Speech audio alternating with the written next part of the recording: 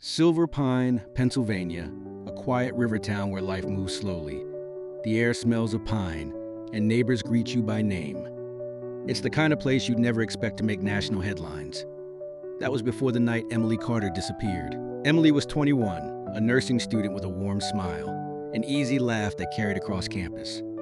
She worked nights at the Silver Diner, saving every dollar for medical school. September 14, 2017. She clocked out just after 10 p.m., waved to a coworker, and stepped into the cool autumn air. The last camera footage of her shows her walking down Main St., her hair pulled back, clutching her school bag. She never made it home. 2 days later, hikers found her bag near the river trail. Its contents were scattered like breadcrumbs: a stethoscope, a folded diner apron, and a cracked phone. But there was no sign of Emily. At first, the police treated it as a probable abduction.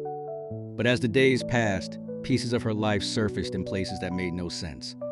A single shoe along the highway shoulder, a charm bracelet buried in the leaves at Mill Park, and then an anonymous letter written in tight, slanted handwriting. She's gone to search. Stretched for weeks, then months. Seasons changed, and the case grew cold until the river gave something back. But it wasn't Emily.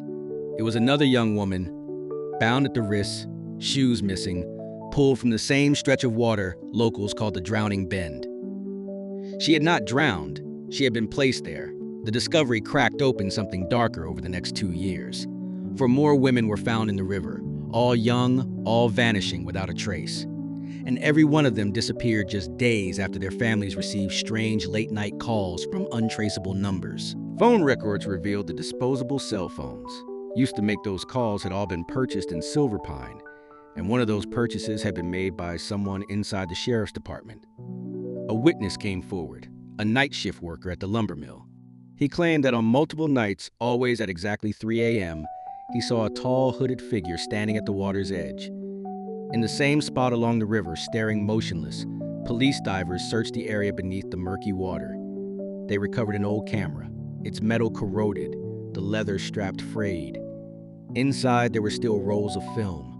When developed, the photos sent chills through the investigators. Portraits of women, each taken days before they vanished.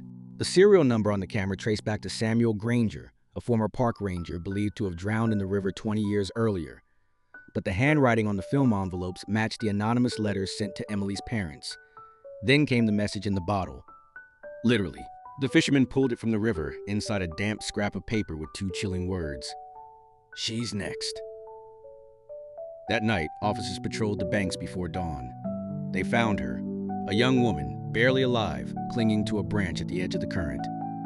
Her wrists were raw from bindings, her body freezing from hours in the water through broken sobs. She described waking in a damp, dark room, hearing the river just outside. And she remembered a man, tall, with piercing blue eyes and a jagged scar cutting across his jaw. That scar matched Richard Vale, an ex-deputy forced to resign. After accusations of violence, his last known address was near the Old Stone Bridge, a place locals avoided after sunset. When police searched the bridge's foundation, they found a trapdoor concealed beneath rotting planks. Inside was a chilling collection: women's shoes, lockets, torn clothing, and a sheriff's badge. The surface stained dark. The badge belonged to Deputy Miles Carson. 2 weeks before he vanished without explanation, Carson had told his partner, "I know who's been doing this." Those were the last words anyone heard from him. A sting operation was set. Officers hid in the fog at the Drowning Bend, the air cold. At 3:07 a.m., a figure emerged from the tree line, stepping toward the water with deliberate calm. The moment they moved in, he bolted, diving into the icy current and disappearing into the darkness. Downstream, they found a mud-caked backpack. Lodged against the rocks inside was the diary. Every page was filled with meticulous, detached accounts of the murders, names, dates, methods, and personal details about the victims that only their killer could have known. But the last entry froze every investigator who read it.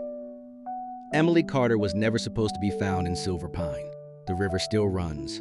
The surface is calm, but beneath the current hides what the town may never fully understand. Some believe the killer drowned that night.